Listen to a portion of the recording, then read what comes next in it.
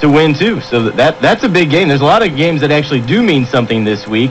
Unfortunately, there's so many that don't. That's why you have some of the problems this week, and that's why none of us are fans of playing fantasy football in Week 17. I kind of am. Remember, last week I was saying maybe we should extend to Week 17, but then, of course, now Week 17 is here and no one's playing, so it makes me look like an idiot. But, as I said earlier, it's just not the standard. This year is not usually what happens. I mean, usually more games mean something and more guys are in, and just because, a guy or two aren't playing, like a quarterback or two from a couple teams, it just, to me, I think 17 weeks is all right. It's just this year is a bad example. It's just... Why? Because it is what it is. You got to play it out because... Well, yeah. I mean... But the NFL's not playing it out. I mean, if those guys aren't going to play, why would you want to risk your money and your time on it? Usually guys are playing it out. I mean, there's a team or two where guys aren't playing it out. Sometimes not even that. I mean, sometimes there are seasons where literally every game counts all through the year. Sure. And, just because something like this year can happen every once in a while, I don't think it's a reason to alter your whole fantasy season. It's just when I got into fantasy football, like the league I joined was a 16-week, league, and so I thought that was the norm. But, the more I get into it, the more I'm thinking, wait, maybe we should just go 17 weeks. I mean, you just said it, like, what if somebody drafted Roethlisberger and he's carried him all the way till now?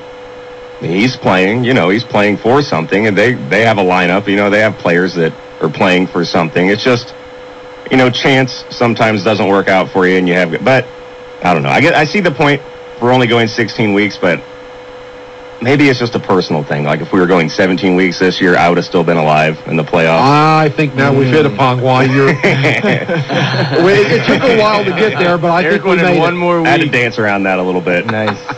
Yeah. No, I understand, but I don't know if I want to.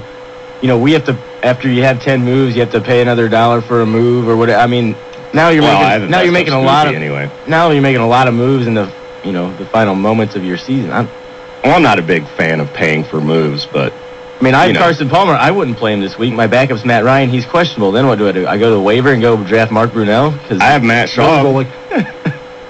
He's playing, right? Yeah. You know what I mean? Matt Shaw this week is the man to have. Yeah. Absolutely, without question, the quarterbacks. So I'd be glad if I were playing you in the Super Bowl this week. Good. This guy's got Carson Palmer. My guy's playing. So would Mark. He's got Big Ben. Yeah. But, then you get into the situations like last week. Too bad you dropped Jay Cutler because he's going to have a big week this week. Here we go. Yeah, boy. Open that up. Well, you can lead that into our studs, duds, and sleepers. Okay. Do you think Cutler's going to have a decent week this week against the Lions? Yeah, I think he probably will. I think he'll have They another looked game. okay against the Vikings. Sure did. I think he'll have a game where he'll throw for 250 plus and a couple scores. But he's not your he's stud. not your stud. No. I just not after what he's done most of the season. You can tell that, like, even saying Jay Cutler's name just gets to Mark. And I think it's great. I think it's great. He's like, ugh. I think it's great, too. That's why I brought it up. Especially since Mark drafted him. We talked about that in week one. How long would it take for them to boo Jay Cutler in Chicago? It didn't take real long as he started to stink it up and led the league in interceptions. They should be booing that offensive line. Oh, that's the big part of it. But, at least during this whole thing, I think they found a decent receiver in a Roche Madu. Guy looks like he's going to be a good receiver. I mean, the guy plays the position. He's not like Hester, who's trying to learn it. At least they've got him. And don't be surprised if you see Brandon Marshall there next year.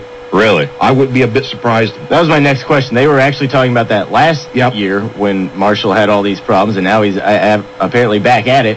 That'd be a great fit, though.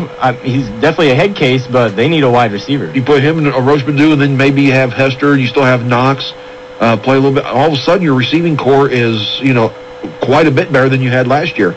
Yeah, and then they just need an offensive line. Oh, got to have an offensive line. Figure something out on that offensive line. You're right, Eric. That was putrid this year. And that's where the draft comes in. The Bears will have a decent draft pick, and obviously they have running backs. Didn't they just gave up their good draft picks for Cutler, though, right? Oh, yeah, right. Maybe they don't have but they blow their draft picks anyway. I mean, Orlando Pace was an awesome pickup. Jeez. boy, that was money well spent.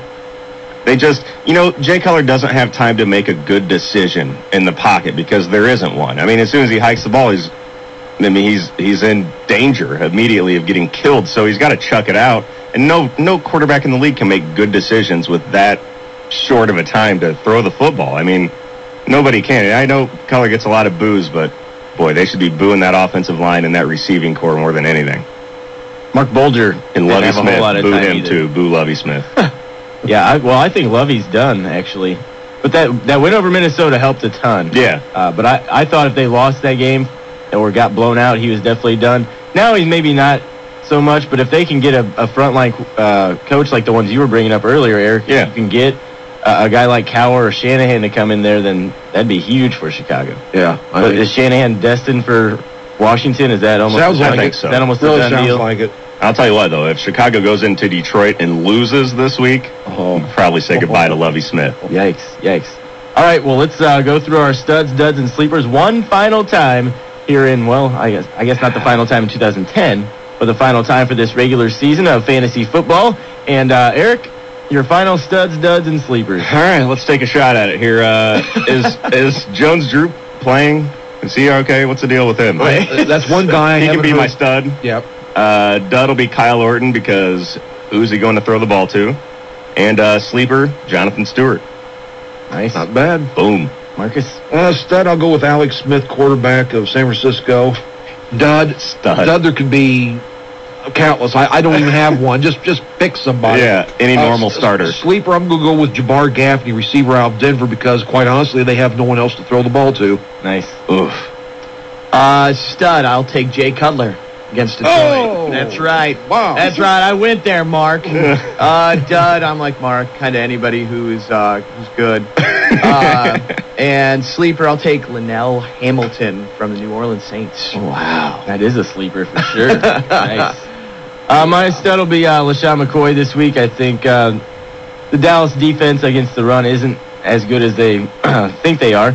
And my dud, I put anyone on Oakland. But yeah, there's a lot of teams out there, a lot of guys that aren't playing this week that could be listed as duds. But I put the entire Oakland offense. There you I go. think Baltimore, they have to win, and I think they're gonna maul those guys today or tomorrow. Excuse me. And then my sleeper's Matt Forte. Hasn't had a good season, to say the least. Was one of our draft flops, our fantasy flops for this season. But I think he'll have a decent game against Detroit. Obviously, matchups help a lot, and I think they got a good matchup this week. So that'll be my sleeper for the week. But you guys had some good ones too. Those sleepers especially good. I think Gaffney and Stokely will have decent games for Denver. They have to move the ball somehow. Maybe they don't. Maybe they don't have to move the ball. Kansas City's defense obviously isn't that good. No. The Browns put up, 41 on them or something like that, so yikes. Maybe no. Sean Marino has a huge day. Maybe. Before we get out of here, I got to say something. In one of my leagues, I won my Vegas League Fantasy Football Mastermind runs. Now I'm scared here. I just watched A Hangover. Yeah. Now I'm worried I'm going to end up going to this trip that I won, and I'm going to come up with a tooth missing or going to bathrooms with tigers in it. Guys, and none of you have been to Vegas. With so you any can't- luck, you will have something like that Yeah, happen. you got to have a story like that to bring back. I mean, end otherwise- up on the